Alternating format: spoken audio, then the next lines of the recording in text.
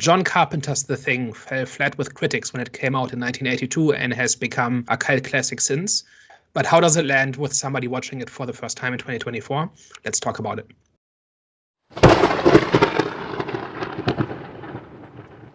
Hello, everyone. Welcome back. We are back. The Eye of the Storm podcast. Let's just get straight into it. Daniel. This week we're talking about John Carpenter's The Thing from 1982, which I know well, and it's one of my favorite movies. And you have just seen it for the first time. Just to briefly summarize before we launch into the discussion, The Thing is about an Arctic expedition that discovers an alien life form in the ice, which promptly begins to take them over one by one, and it follows the group as they try to survive and figure out who is real and who is being impersonated. So, Jonathan, what's your takeaway from The Thing? I was kind of shocked.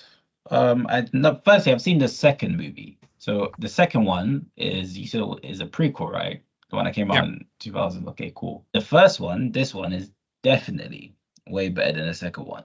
Because I actually enjoyed the second one. Daniel, I'm guessing you didn't really enjoy the second one, not too much, the prequel.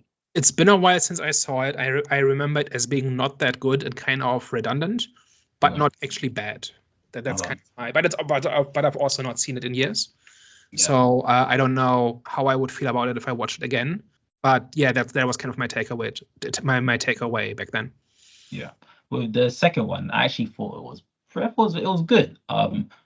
One thing that I took from the second one was that the monster was disturbing. Obviously whenever it would transform and stuff. So like just from watching The Thing 2, the second one felt like disturbing. Whereas this one, I was actually kind of shocked that it was an 80s movie. It was an 80s movie, number one. And number two, it was actually way more disturbing than the one that came out in the 2000s. Like with this movie, it was good. Like it was really good. I think in the first 10 to 20 minutes, my mind wasn't really in the game. So I was kind of like on my phone and I was a bit like I was just out of it, right? But then the more I started watching, I was like, yo, this movie is actually like just the whole theme of who's who and who's what is what I really enjoyed about the movie, as well as the monster. Like, I just felt like the deaths and the transformations were like brutal, like, and disturbing as hell. Like, I was like, whoa. Firstly, the design, like just the aesthetic of the monster looked amazing. That's why I was just very shocked that this was coming out from the 80s. But I really liked this film. It was really good. I was surprised. I was really surprised. I wasn't expecting to like it because I feel like I've got like the wrong impression of old movies. Because generally I feel like they're very slow and like the acting isn't too great. However, this one, it was subtle, uncomfortable, mainly with the monster. And you just felt the tension and you just felt the uncertainty in like every movement made from the characters, their whereabouts. Everything that they did was questionable and it wasn't even intentional. It's like they were trying to make decisions for themselves, but that decision can cost them their lives because it raises suspicion amongst the groups. And obviously everyone's now suspicious. Everyone's like, and it slowly led to like a period where sides were being created, which I really enjoyed too. But then that ended up deteriorating once they were suspicious of each other too. So I'm like, yeah, this movie is like, it was very like, I wouldn't say it was complexly made, but it was well made. You touched on a bunch of different topics there. And I think maybe first one we can launch into is the monster effects, right? Which I think is the absolute highlight. And this came out in 1982, and this was kind of the golden age of practical monster effects.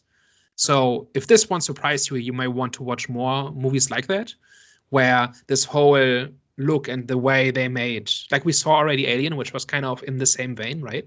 Like a practical monster, like in Alien, the facehugger was stitched together from some seafood they found at the local market, but it looked like a real animal, right?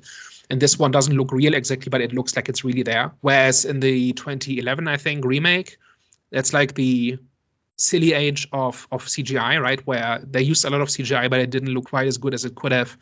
And I think it's kind of like two ways of making monster effects kind of colliding, where the 82 version is kind of the practical way at its height, and the 2011 version is kind of the early CGI at its hokiest, more or less.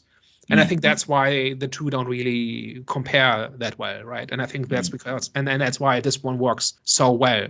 Everything looks like it's there, and it's gory, and it's visceral, and it really feels like I think there's one really bad effect in this where they do the blood test, And then it jumps, and then is it that scene where he ends up eating the other guy, like he ends up opening. That's what I'm getting at is McReady holds up the petri dish with the blood, and then he puts in the wire to test it, but it's and then it jumps out of the petri dish. But it's very clearly a plastic hand, like a prop hand. And if you watch it in Blu-ray especially, it's very obvious.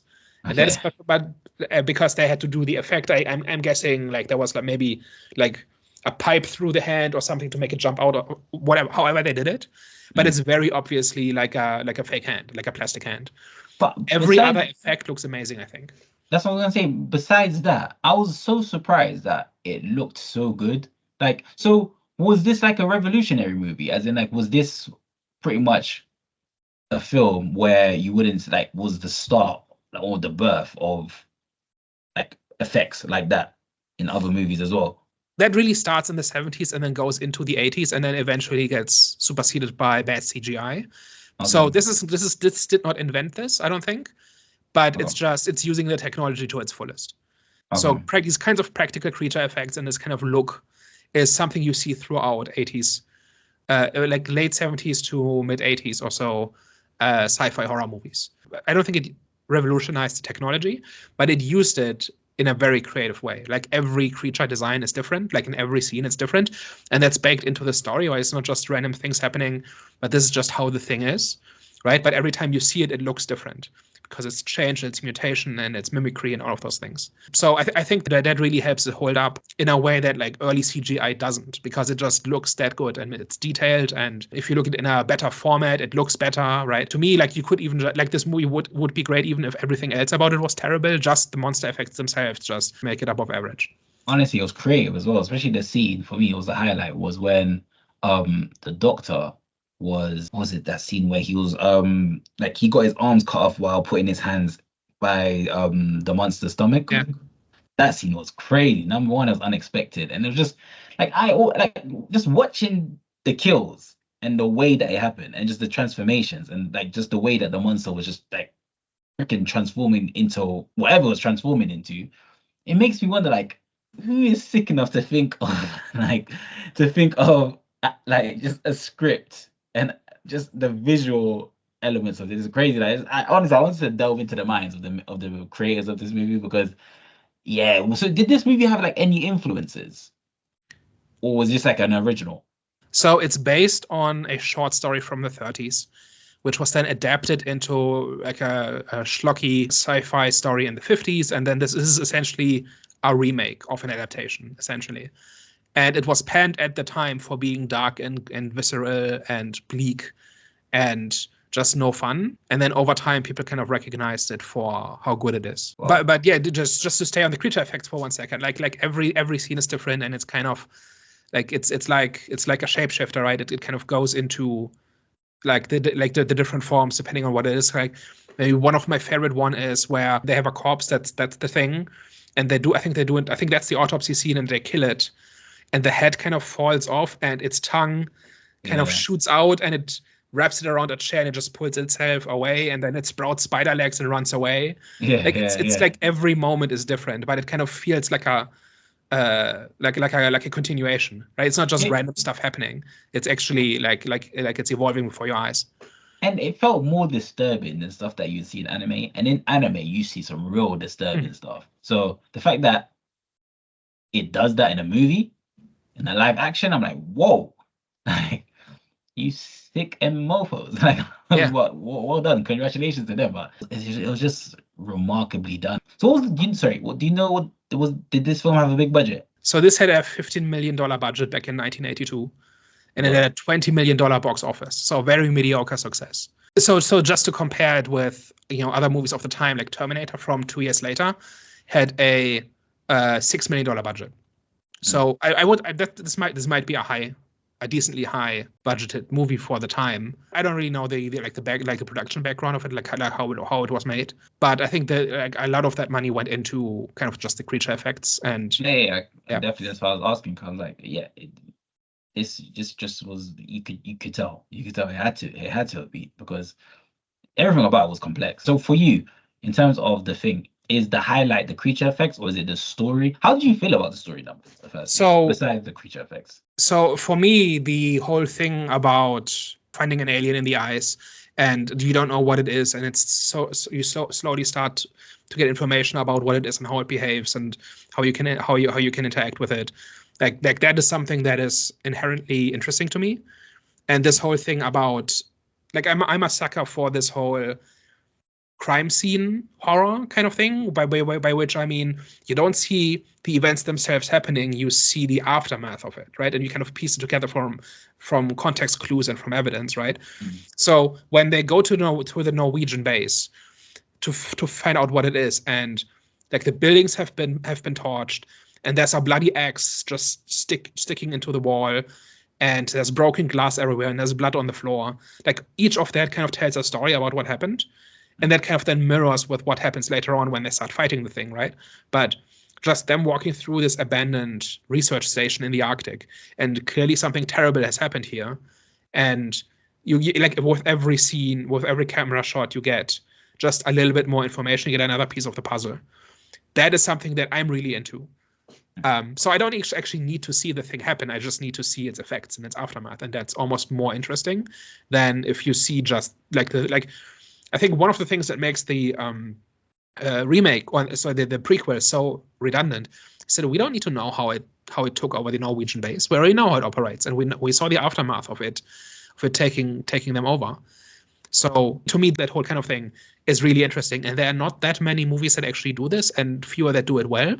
Yeah. So the fact that this movie does all of those things borderline perfectly is what makes this movie so cool to me. And then you get this whole paranoid story about who can we trust and who has been taken over and how do we figure it out and how do we survive.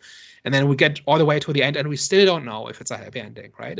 It's deliberately made ambiguous, but not in a cheap way. It's just built into the story that you cannot tell who is the thing until it's too late. Like you have two survivors in the end. It could be one, or like one of them could be infected, the other could be infected, or both, or neither. Both probably not, right? Because then they would know. But like you have no idea, and it's ambiguous, and you can like people have speculated endlessly, and it's not just contrived for its own sake. It's like the story is built on this ambiguity, right? That you don't know who is the thing until it starts coming after you, and so it doesn't feel cheap. It's bleak, and it's kind of leaves you hanging in midair, but it also is the only thing that could have happened, right? Like it would be contrived if they knew for a fact that both of them were uninfected, right? So, and you don't even if they are uninfected, you don't even know if they will survive because the base has been destroyed, and I think they called for help, but nobody's answered the phone for weeks, right? So they may not even survive, even if both of them are uninfected.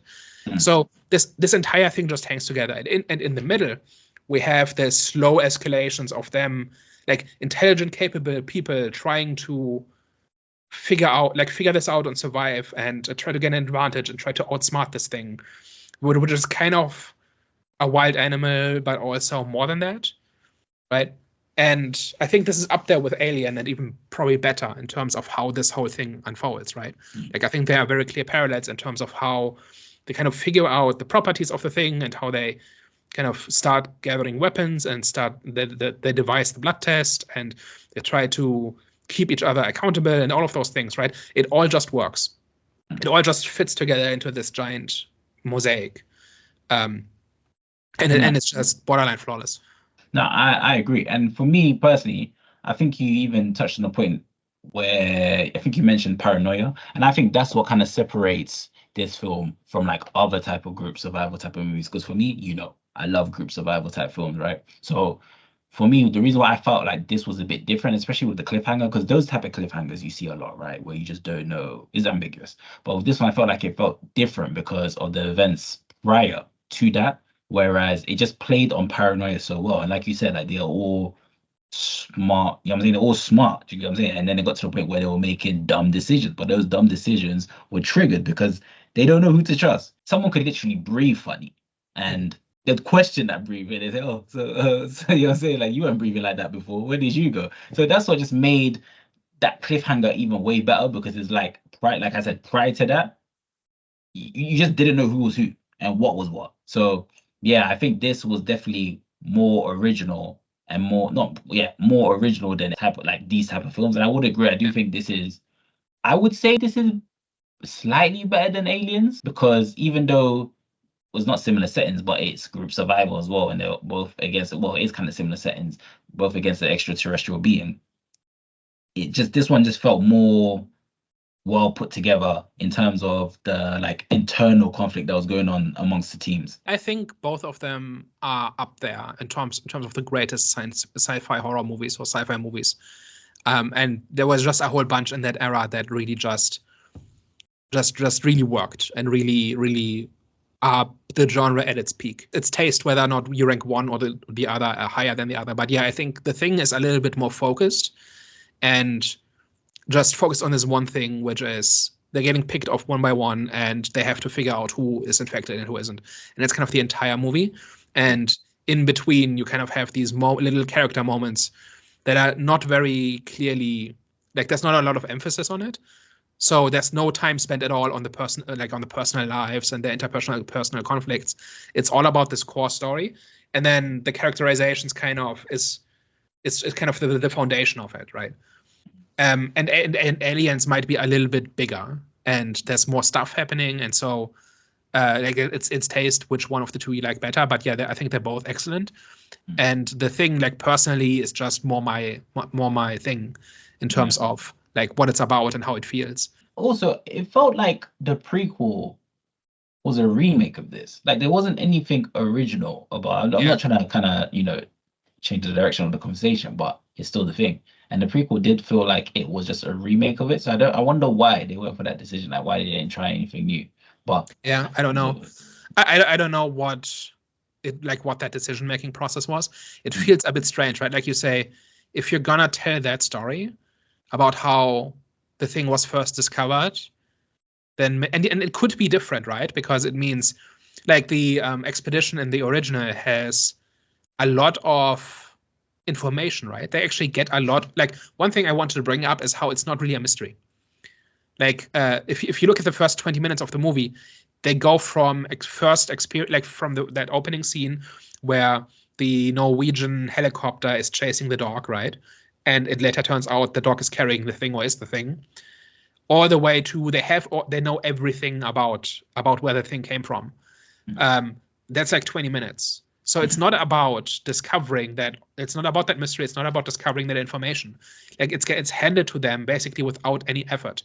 They figure it out basically immediately, and then the movie happens, which I think is kind of interesting. And I think if you're going to do a prequel to this, you could flip the script by having the mystery be everything, but then the audience already knows the mystery, so you kind of have to play this four-dimensional chess where you say, okay, the characters don't know, but the audience knows, and how is it interesting, and how do you construct something that's compelling with that information asymmetry, so to speak. Yeah. And I don't know that they did. I think they kind of just retold this, the story for the most part, and kind of recreated the status quo in the Norwegian base that we saw at the start. And I've not seen it recently enough to kind of not remember the exact details, whether there's anything in it, but I don't remember anything. It just seems to be essentially the same thing again, but slightly different. Yeah, but that's the thing. It almost, I wouldn't say it looked identical, but scenes pretty much the influence was heavy. Of course, I understand it's a prequel, but still, there were certain scenes I was like, didn't that happen in the sequel? But which can't be possible because you know what I'm saying. Obviously, based on timeline, it just can't be possible. But yeah, that film, I didn't understand why they should have just made a remake if. That was the point. Remake one of a borderline flawless movie. It's a lose-lose proposition, right? They should have done something make it the events that we see the aftermath of in the 82 movie, but have the movie be about something else, right? I don't know, maybe there's something we don't know what they wanted to do with the spaceship, right? For example, maybe there could have been an interesting dynamic there or something. You can imagine something, but you would have to come up with something different, right? It can't, again, be one of us is infected and who is it and stuff like that. It can't be that. One point which I did disagree on that you said, but I don't think is something to kind of I feel like it was one of those comments which it you didn't mean what you said. Well, you meant what you said, but it wasn't What I'm trying to say is, I felt like this movie was a mystery. Mm-hmm. The reason why I did In feel what like way? it was a mystery is because not more so that the mystery was, oh, we need to find out what is the monster, like building up to like what the monster is, but the mystery was in obviously who is who. Yeah. So you know what I'm saying? So that's Yeah, yeah. why, which was interesting because that's different from like any other mystery movie, because usually it's led to that main antagonist and the revelation of that main antagonist, whereas this one, like, we already know what the antagonist is, but now, you know what I'm saying? But Yeah, now no, is the no, no. thing. I don't think we're disagreeing. I'm just saying, if you approach this movie fresh, right, and you've never seen it before, and you since you just saw it for the first time, maybe you have a take on that. But like, if you approach this kind of story for the first time, you might think that the mystery of what happened in the Norwegian base is a big part of the movie, and it's not. Like, it's over very Yes. quickly, and there's no big mystery around what is the thing, right? They know, they find out very quickly. Mm. So that's kind of just what I was getting at. That you could Do have made a much bigger deal about it, and they didn't. They solved that mystery very quickly. you think they should have? No, actually, I like this because it keeps the movie moving forward much quicker, and it becomes about, like, if you just make it that mystery, you run the risk of it turning into like a lore dump, where like the movie just explains the story to the audience for a large chunk of the runtime. And this way, they essentially, the audience essentially finds out what the deal is very quickly, and then the mystery starts about, okay, we know what the thing can do more or less. So, but that doesn't help us exactly figure out who has been affected and who hasn't, and that is where the suspense comes from, and the fun of the movie comes from not just the monster effects and the fights, but also from watching these characters work through their paranoia and realize that they have to trust each other, but they also can't fundamentally. Like, that's the fun, right? Like, just the mystery of, okay, what is the thing and where did it come from? Not terribly interesting. And the movie actually kind of preempts this. Like, the very first shot is like the saucer crashing on Earth, right? So there's no mystery whatsoever that this is an alien that crashed in Antarctica. And so when we realize that like the Norwegians found something, we know, oh, it's the alien. Has to be. Yeah. And what else would it be? Right? So it just, from the very first scene, it just preempts this question, and it just says that's not the mystery. Do you think that didn't resonate with the audience at the time of its release? So from what I have read, essentially people just didn't like the style. They thought it was too gory, it was too nihilistic, it was too dark. It had no redeeming features, and it's just about, like, it was perceived a lot like maybe Saw movies are today, like where you think, or Conjuring or something, where it's just cheap thrills and no substance.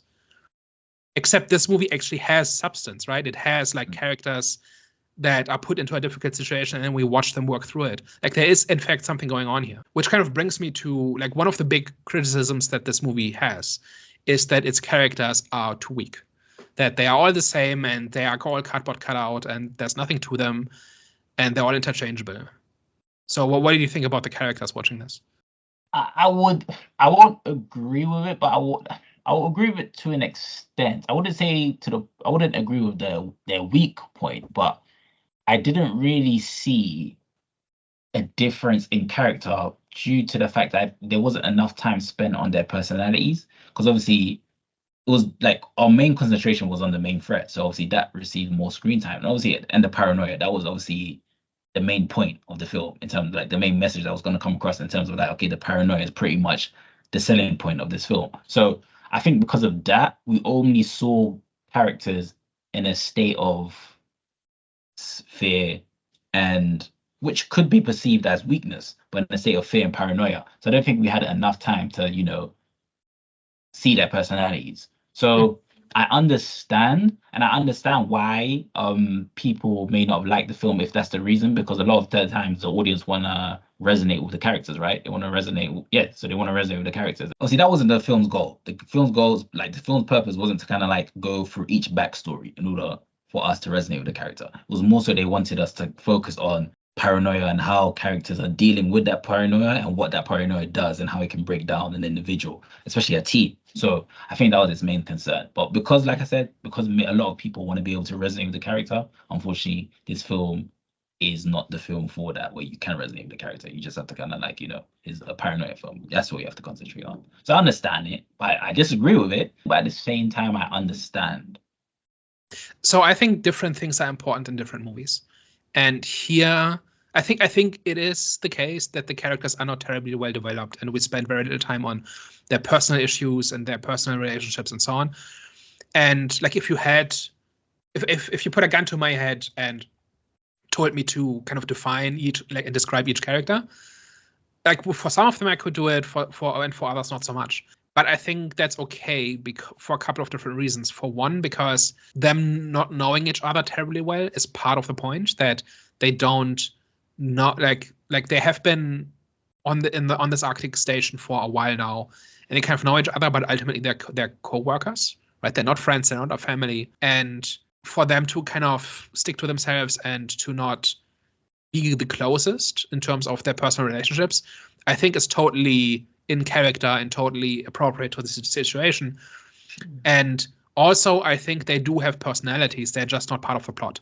So I think for each one, when you look at their reactions to the crisis and how they react to stress and what choices they make, you can see that there's a personality there. It's just we don't put a spotlight on it, right? We don't have a scene for each one establishing their personality and their unique character quirk or whatever. When Blair kind of realizes the true extent of what this infection means, right? He just trashes the entire place, destroys all evidence, and just kind of makes sure that nothing makes it out, right? Like no sample exists, nothing like that. And from that, you can infer what he cares about and how he looks at things, right? But he doesn't need to give a big speech about it, right? And the same is kind of true for every other character. They feel like real people. Like I've seen this before in like action movies or in horror movies or something like that, where the characters are just placeholders, right? They're just there to fill space, and they maybe have one character trait each or something, and that's it. But they don't feel like real people. And these characters feel like real people to me. It's just that I don't have enough information to really know what their deal is, but I'm convinced that it exists. They have one. Mm-hmm. And I think the story itself doesn't require any of it, so no time is spent on it. And also them being a little bit distant and a little bit on some level similar, like in terms of their demeanor and stuff like that, I think is also part of like it's appropriate to the situation, right? Because they are all there to fulfill a function, right? One is the mechanic, one is the medic, one is the biologist, right? They would get to know each other personally, but it's not about their personal relationships and their personalities, right? So I think the movie strikes this balance of they feel like real people, and we don't need to know much more about them in order for them to feel real and for the story to work. No, I agree. I'm just looking at it from the audience perspective, right? Because one of their complaints was that it's pretty much just cheap thrill and just gore, right? So that tells me that, okay, so for them, they were missing the whole personal relationship development and the whole backstory of the characters, which I understand. I don't think we need one all the time, because I did think that I do believe that you did mention like a few points which pretty much tells us about their personality. Like when obviously one of the what would refer them as scientists, doctors, or how do you refer them? There's Blair, the biologist. Yeah, but when he's the guy who devises the test and who kind of study. He does the autopsies and stuff like that. So he reacts differently to it compared to Childs, the mechanic, right? Like they just have different outlooks on things, have different priorities. They're not the same person. You couldn't just switch them around and have the scene unfold the same way. And that's to me what it means for a character to be cardboard cutout or one-dimensional, is when there's nothing to them and you could just shuffle them around and it wouldn't impact anything. Like where a bad slasher movie might just needs bodies to walk into like a dark hallway or something, or into the woods or something. And I don't think that's the case here. So I think it's fine. Or like that the dog handler really loves his dogs, and as a result, he makes mistakes. Like he's too slow to put down a dog that he knows is infected or suspects is infected and stuff like that, right? That's a personality trait, right? So they're not all the same person. Hey man, this was a good movie. In terms of like the characters, for you, which one stood out? Like for me, it's very much an ensemble thing, right? It's about the group trying to figure it out, right? And I can't really, like McReady, played by Kurt Russell, is definitely the main character, right?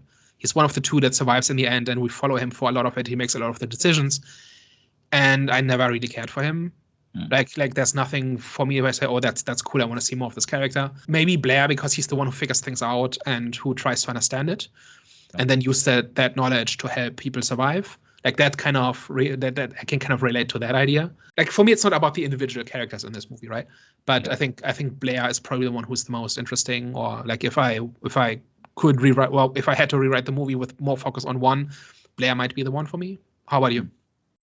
Me, I would say, what's his name? So the one that survived at the end, Jay McCready? Is that his name? So McCready is the helicopter pilot, right? And then the other person who survives is Childs, the mechanic.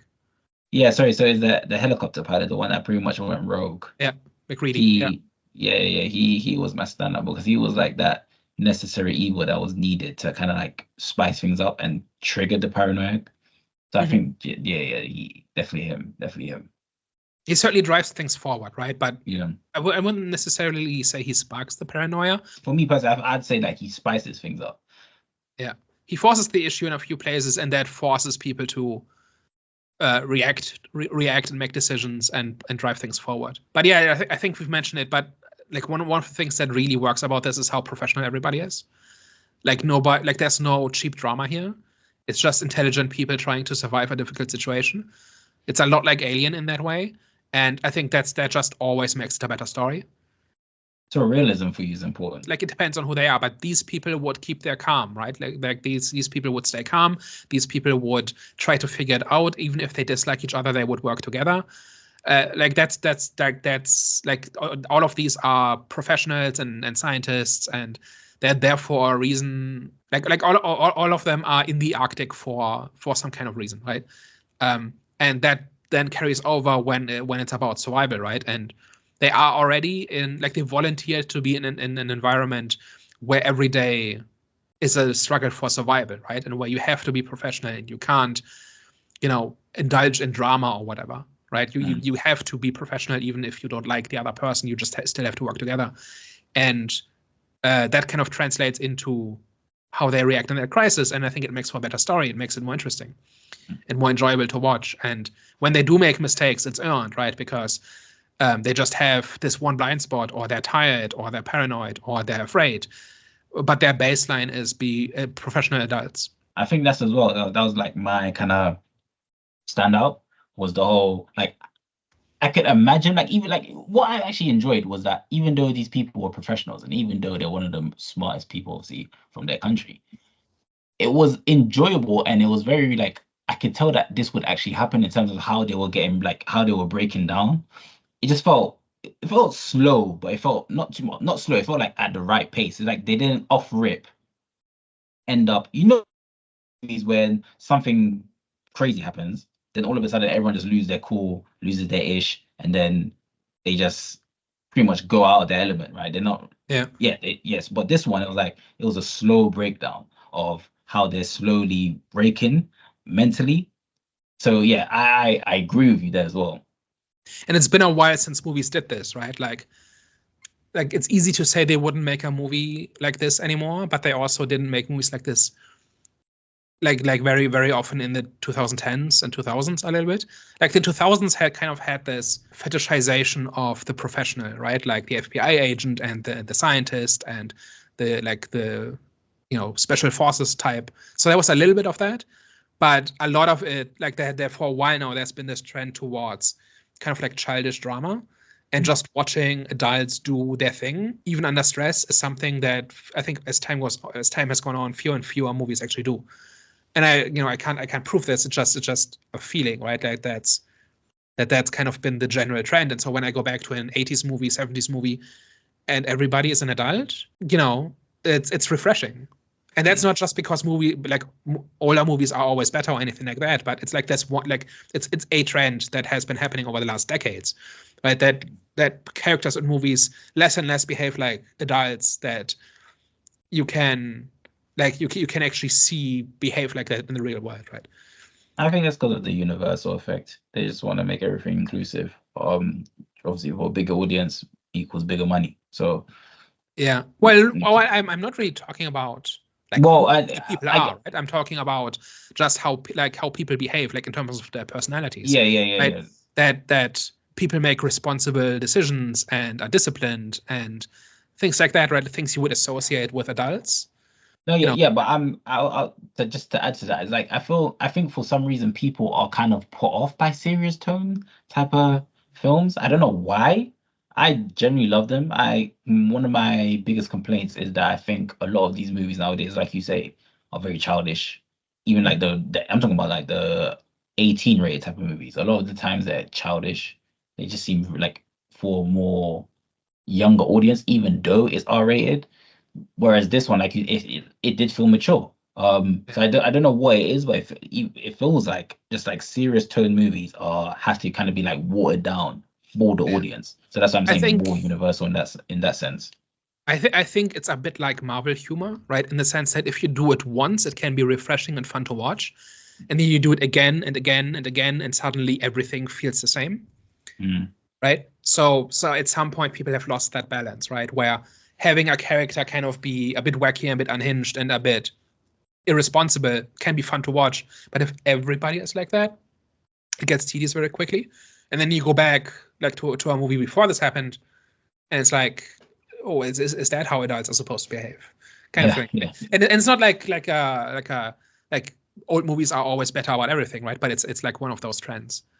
And it kind of comes and goes a little bit, right? It's kind of hard to find a movie in which people actually behave like serious professionals a lot of the time. Not always. You can find them, but it's not the norm. Yeah. All right. What else is there to say about The Thing? I would say, I think for me mainly it was just obviously the play on paranoia and the adaptability, obviously, of the monster. It kind of felt like the Alien in a way, in terms that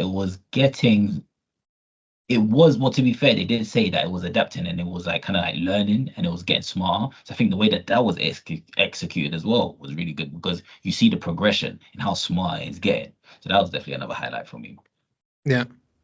I think there are parallels in terms of it goes through different phases, right? And here it's just like in Alien, you have the 3 different phases. And so throughout the movie, it changes its form. And here, like in every scene, and often within a scene, it changes, right? So that's kind of the fun. Okay, what else will they come up with?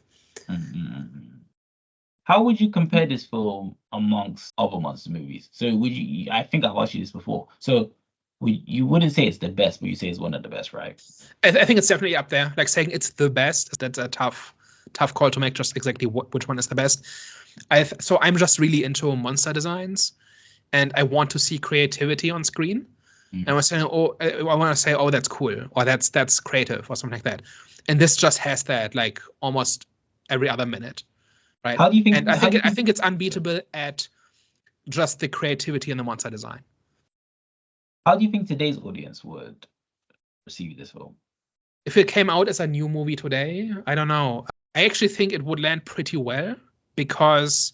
So do you think you'll have a similar opinion that the audience back in the day felt in terms of that regarding like the characters, for example? Maybe. It's become very hard to impress people with visual effects, right? Because we are used to CGI being photorealistic and perfect and limitless.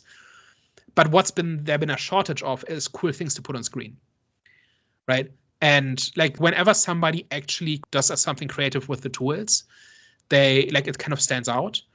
And I think if this one came out and really made full use of all special effects technologies, CGI and practical and whatever else, but uses those tools to its full potential and put a lot of creativity into every incarnation of the thing, I think that would stand out, because like there's no teasing the audience with this, right? There's no, okay, there are 2 cool shots and then 2 hours of build up to that or something like that, right?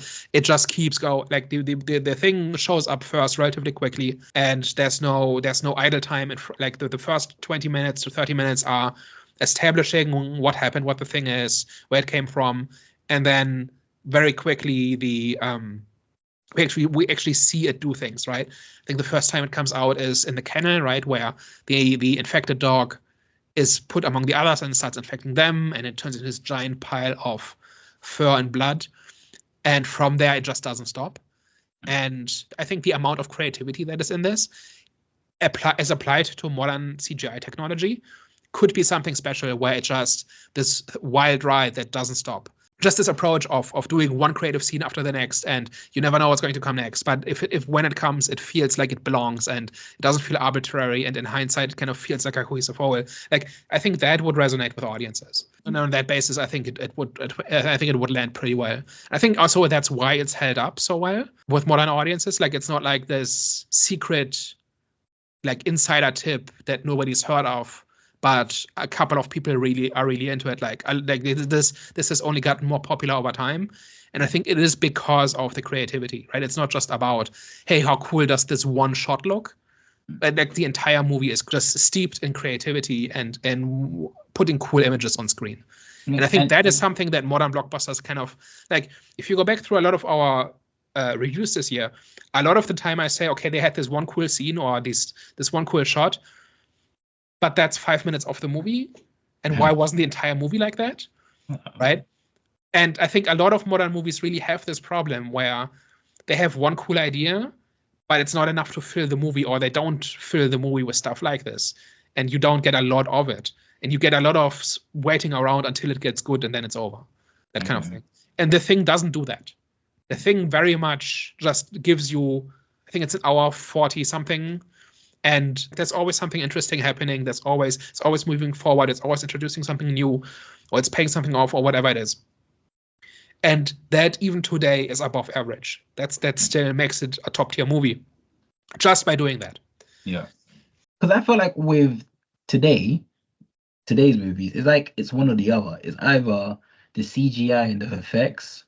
Because with this movie, I think it's got great effects as well as a good story as well. Whereas in this generation, it's like it's one or the other. It's either a good story lacking the whole creativity when it comes to the effects and the CGI and that, or it's a CGI fest minus a great story. So I do agree. I do believe that this would actually do well with today's audiences. The only thing is, I do also agree there would be like another audience that might agree with the other, obviously with the audience back in the day, in terms of the whole lack of engagement with the character. Because a lot of the times people just, I don't think a lot of people, I remember I was speaking to a few people, they say don't really like thinking too deeply when it comes to movies. They just want to enjoy themselves. Whereas this one, you kind of have to, you kind of have to do a bit more thinking than the average film of this generation. So yeah, it could go both ways, but it is interesting that it has actually grown in popularity. Yeah, it is interesting. I'm just a bit shocked that it didn't do so well back in the day. Because, I was surprised about that too. Like, I just read about that recently, and apparently every critic hated it. Crazy. And it also came out in a very crowded, like, it came out right after E.T. And like, if you look at the releases in 1982, it's crazy. That year was ridiculous for cinema. Horror even big back in the day? Was it? Because I don't know. I don't think people. Because the reaction to The Exorcist wasn't too great, was it? Was that 1969? So over 10 years ago. Before that, I don't think it's about the fact that it was horror. I think it was about that it didn't have a happy ending, and it didn't, like, the heroes didn't win in the end. Against the norm, pretty much. Yeah. So I think that is just what people expected from movies at the time, and it didn't deliver that. And it very much it delivers like, this is not a crowd pleaser, right? It delivers a very specific thing, and you like that thing or you don't, and that's kind of it. But if you are into the kind of movie this is, I think you get something that just fires on all cylinders. All the pieces belong. It all supports each other. The effects and the gore and the fights and the characters and the atmosphere and the mystery, they all support each other as part of one big whole. And there's nothing you could take out and have it still work.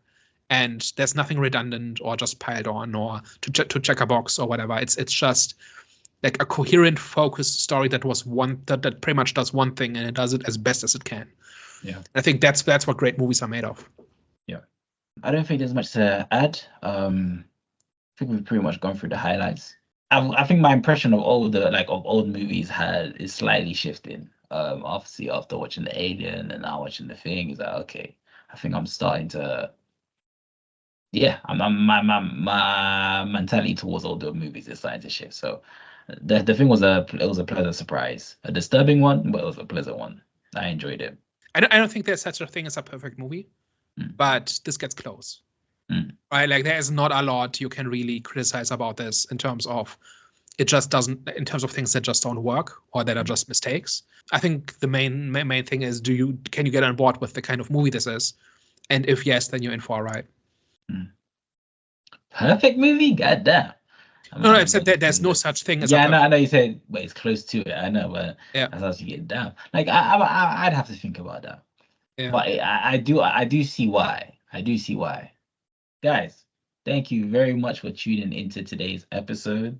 If you enjoyed what you've watched, please like, share, and subscribe, and let us know your thoughts down below on what you thought about the thing if you've watched it. If you haven't watched it and you are going to watch it after this, then let us know what you thought about it after you watch it. We'll catch you next week. Thank you very much. Au revoir. Bye-bye.